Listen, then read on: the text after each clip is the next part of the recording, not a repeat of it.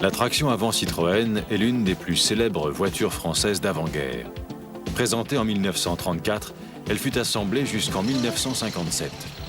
Mais c'est surtout la première Citroën à connaître une renommée internationale.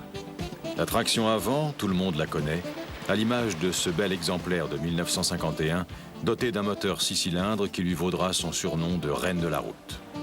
Elle est le subtil cocktail regroupant les bonnes idées éparpillées sur d'autres modèles et d'autres constructeurs. Elle est l'œuvre d'une petite équipe de créateurs des années 1930 qui travaillait pour un industriel novateur, André Citroën.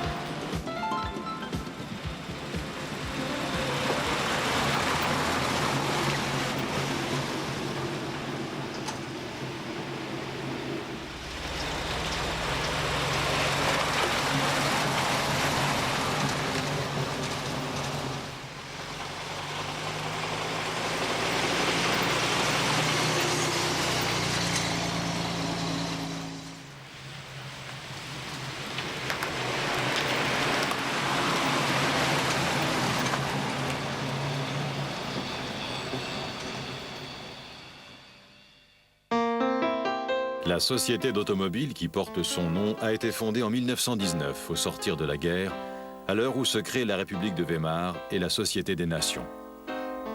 Pendant ce temps, la première Citroën, le Torpedo Type A, envahit Paris. C'est une voiture populaire, la première construite en grande série en Europe. À grand renfort de publicité, ce premier modèle est vendu clé en main à un tarif compétitif. André Citroën est né en 1878. Fils d'émigrés hollandais installés à Paris, il entre à l'école polytechnique en 1898. Il va ensuite rapidement devenir un industriel connu, reconnu, envié et jalousé.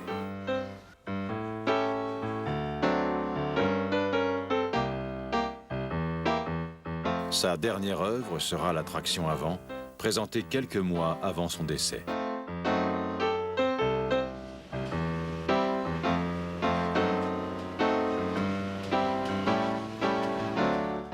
En 1902, à sa sortie de Polytechnique, il a 24 ans et fonde sa première entreprise, un atelier de fabrication d'engrenages en forme de chevron. Il s'agit d'un concept rapporté d'un voyage en Pologne. Le double chevron deviendra l'emblème de sa future marque automobile. En 1905, avec des associés, il s'agrandit en créant la société des engrenages Citroën, Instin et compagnie.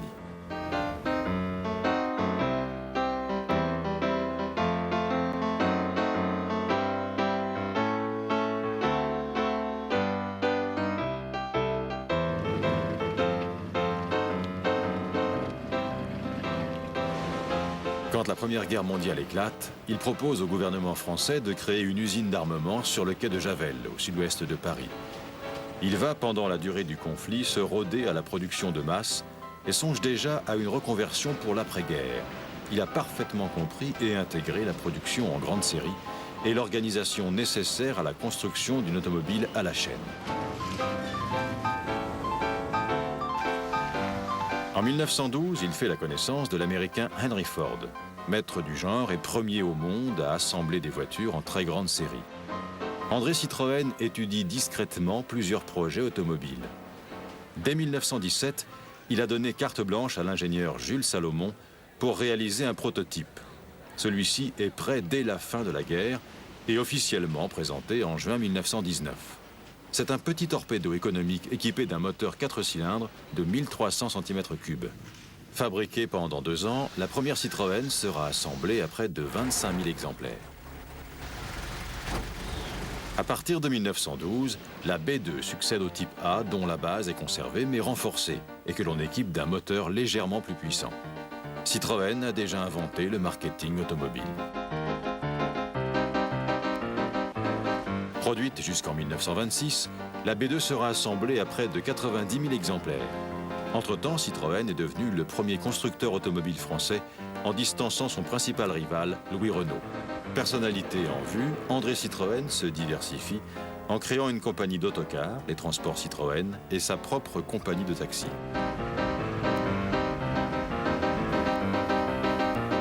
Il équipe la France entière de panneaux de signalisation siglés de son emblème, le double chevron. En quelques mois, le paysage se couvre de 150 000 plaques émaillées. Mais sa plus grande réussite, médiatique, a sans doute été de transformer la Tour Eiffel en espace publicitaire géant. Le 4 juillet 1925, le ciel de Paris s'illumine des 7 lettres du mot Citroën, une grande première. Une véritable audace dans l'univers de la publicité, nécessitant 200 000 ampoules et 600 km de câbles. Tous les avions qui atterrissent à l'aérodrome du Bourget se repèrent grâce à cette publicité hors du commun. Même Charles Lindbergh, lors de sa traversée de l'Atlantique avec le Spirit of Saint-Louis, avouera s'être repéré grâce à la Tour Eiffel illuminée au nom de Citroën avec ses lettres de 30 mètres de haut.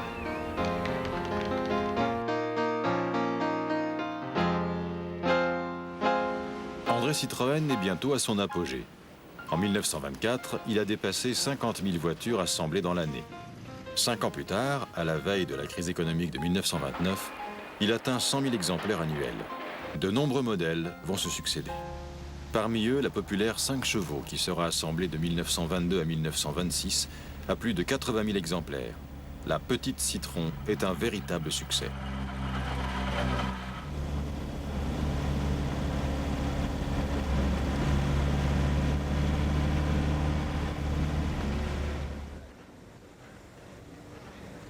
L'exportation est également un domaine où Citroën excelle. Il va expédier et faire fabriquer ses voitures aux 4 coins du monde. À partir de 1930, il innove encore et offre une garantie d'1 an pour toutes ses voitures neuves. Ses concurrents vont être obligés de suivre. En 1932, la gamme est une fois de plus renouvelée et les C4 et C6 de la fin des années 1920 vont laisser la place aux 8, 10 et 15 chevaux. Ce sera la dernière gamme de propulsion avant l'arrivée de la traction avant, 2 ans plus tard, en 1934. Le succès de cette nouvelle gamme est primordial car la production est retombée en dessous de 50 000 exemplaires en 1932, c'est-à-dire 2 fois moins qu'en 1929.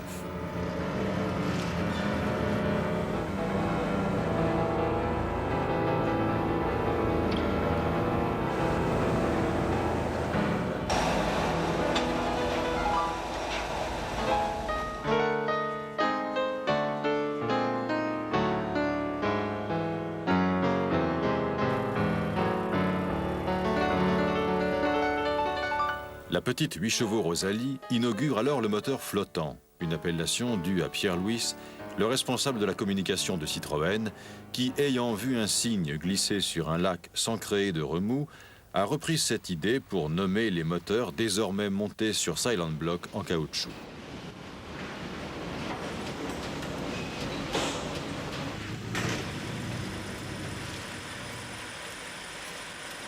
Après la traditionnelle technique d'assemblage par panneau, Citroën commence à s'intéresser aux carrosseries tout acier et au principe du monocoque. Il en profite pour réaliser des démonstrations filmées assez audacieuses. Côté performance, plusieurs Rosalie vont démontrer sur le circuit de Montlhéry près de Paris leur capacité d'endurance entre les mains des ingénieurs des huiles Yaco qui organisent des records que Citroën s'empresse de médiatiser. À plus de 93 de moyenne, battant 106 records mondiaux et 191 internationaux. La crise économique n'empêche pas André Citroën de vouloir se démarquer encore de son éternel rival, Louis Renault. Et il décide de faire entièrement reconstruire les usines du quai de Javel. En seulement 5 mois, les travaux sont réalisés sans interrompre la production. À l'automne 1933, tout est prêt pour accueillir de nouveaux projets. André Citroën va se plonger dans son ultime création, la traction avant.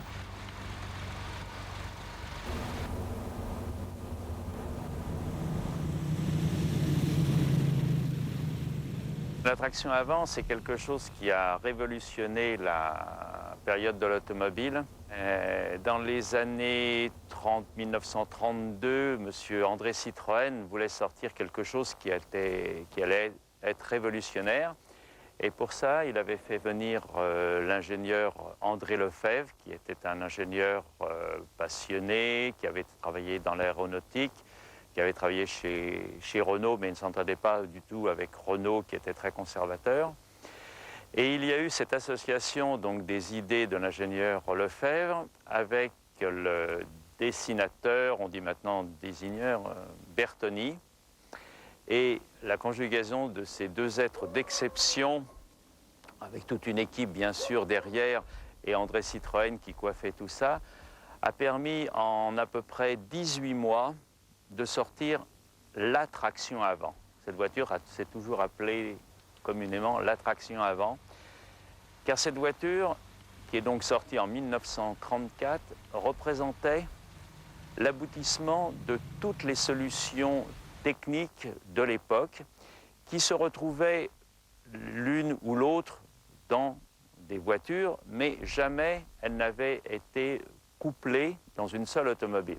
Donc voilà, la traction avant est sortie environ en 1934. Elle est sortie au salon, ça a été une révolution.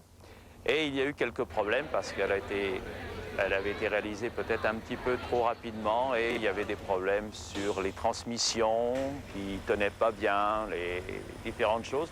Et donc les premiers clients ont ce qu'on appelle vulgairement essuyé les plâtres et il y a eu une mauvaise presse là-dessus. Et il y a eu ces problèmes à la sortie, les problèmes financiers, et c'est ce qui a amené que la société Citroën s'est retrouvée en faillite quelque temps après, et ça a été repris par les établissements Michelin. Et M. André Citroën est mort quelque temps après, et il n'a pas pu voir comment sa traction avant a parcouru les années. Quelques mois après avoir été contraint d'abandonner son usine, devenue la propriété des établissements Michelin, André Citroën meurt le 5 juillet 1935, à seulement 57 ans. Sa fabuleuse traction avant et son génial groupe motopropulseur indépendant vont connaître le succès. Citroën a présenté ce miracle technologique qui consistait à avoir un groupe motopropulseur complètement isolé de l'ensemble de la caisse. Cette présentation de la traction avant venait après la présentation des Rosalie, où déjà une avancée technologique majeure avait été faite avec les moteurs flottants, c'est-à-dire avec cette isolation, cette liaison élastique entre la caisse métallique de la voiture et le groupe motopropulseur.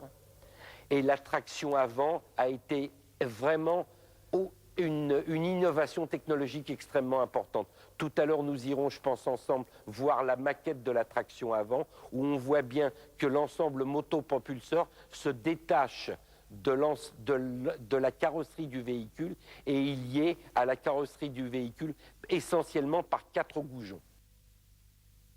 Grande particularité de cette voiture, elle avait une carrosserie monocoque.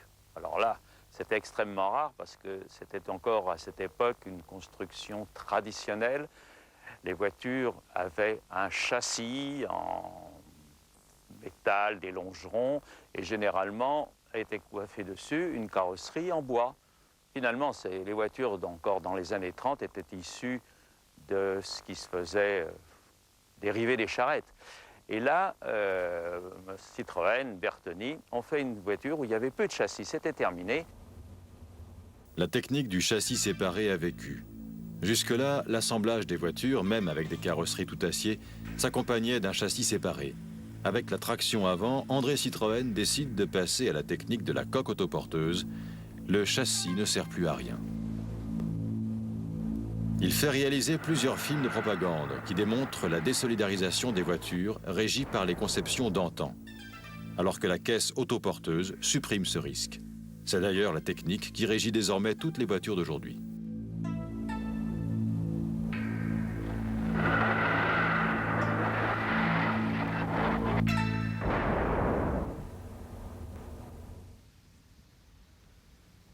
La voiture intrinsèquement était extraordinaire.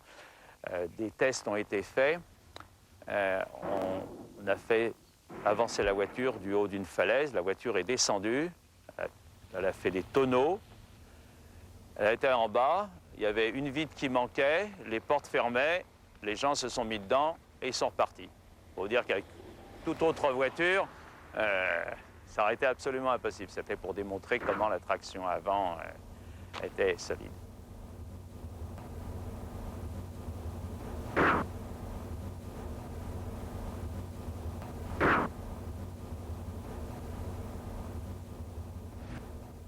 C'était toute la structure monocoque, comme les voitures de maintenant, qui assurait la rigidité et la carrosserie de la voiture. Ce qui permettait d'avoir une voiture beaucoup plus basse, parce qu'à cette époque-là, on montait dans les voitures, on montait, et dans la traction avant, on descend. Et l'avantage de ça, c'était d'avoir une voiture qui était extrêmement rigide et d'avoir une voiture dont le centre de gravité était bas, ce qui permettait d'avoir une tenue de route bien meilleure que les voitures traditionnelles avec ces fameux châssis. L'abaissement du centre de gravité, additionné à la traction avant, offre effectivement un comportement routier beaucoup plus confortable et efficace. La traction, déclinée dans un premier temps en 2 versions à moteur 4 cylindres, aura rapidement le droit à un haut de gamme. Le projet d'une 8 cylindres n'ayant finalement pas vu le jour, c'est une version 6 cylindres qui sera présentée 1 an avant la Seconde Guerre mondiale. Chez Citroën, on avait adopté les freins hydrauliques qui existaient déjà, mais qui étaient très confidentiels. Les Américains les avaient déjà sortis. Alors, à l'inverse de tout ce système à clave, c'est en 1935, il y a eu la 7S. Et il était passé à 2000 cm3, exactement 1911. C'était donc un moteur qui faisait 11 chevaux. Donc, elle est sortie d'abord, elle s'est appelée 7S. Et peu de temps après, elle s'est appelée 11A. On a subi une évolution vers 1936 et se sont appelés 11B. En 1938, ils ont sorti une voiture qui était plus luxueuse, plus puissante, et c'était ce qu'on appelle maintenant la 15, qui reprenait donc la carrosserie de la 11B, voiture qui était donc plus large, plus longue, et qui abritait un moteur de 6 cylindres au lieu de 4 cylindres. Mais ils avaient quand même fait les choses simplement. C'était exactement la reproduction du 4 cylindres avec 2 cylindres de plus. Ce moteur de la 15 a exactement les mêmes cotes de course et d'alésage. Une fait 2000 cm3, l'autre fait 3000 cm3. Et elle a 6 cylindres.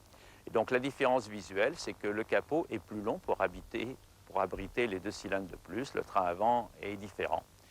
Alors il faut savoir qu'en 1938, cette 15 qui est sortie, qui fait d'ailleurs chez nous, en France, fiscalement 16 chevaux, la vitesse de pointe de cette voiture était de 135 km/h chrono, ce qui était déjà très impressionnant pour cette époque, avec les qualités de la tenue de route, du freinage, de la traction.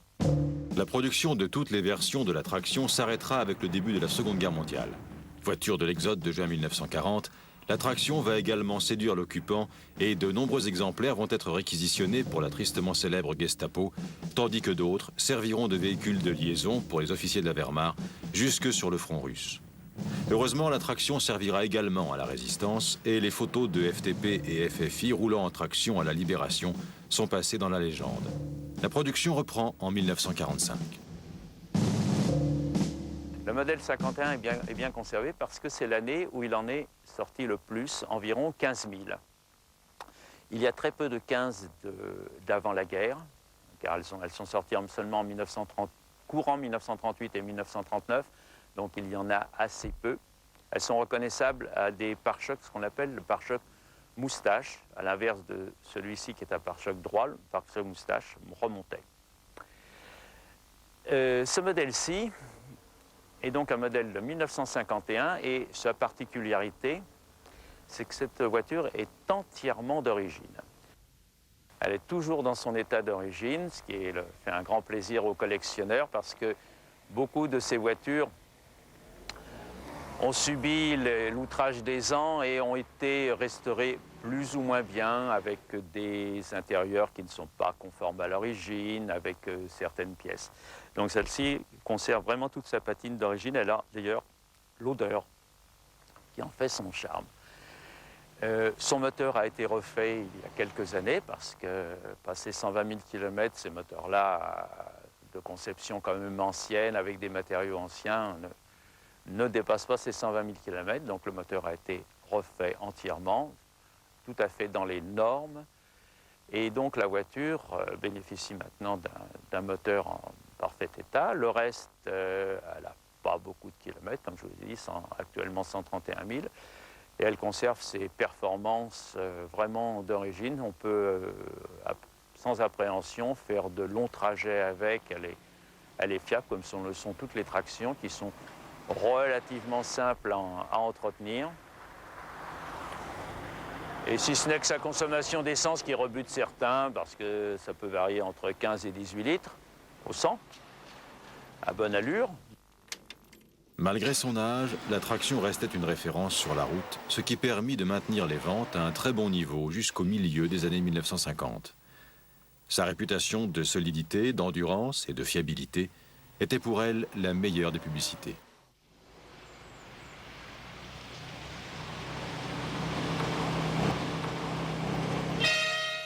La grande modification ensuite est apparue pour le salon de l'année 1952, modèle 53, où là, il fallait quand même moderniser un petit peu la voiture, qui avait déjà presque 20 ans, et où la concurrence commençait à se faire, puisqu'il y avait des voitures plus modernes qui étaient sorties. Donc la grande évolution de la traction à cette époque-là, c'est dû avoir intégré une malle bombée à l'arrière, à la différence des modèles qui ont la roue avec un cache. Donc c'est la grande datation de la traction. C'est à partir de 52, on a une voiture qui a une esthétique différente et qui n'a pu évoluer jusqu'en 1957, date de la dernière traction.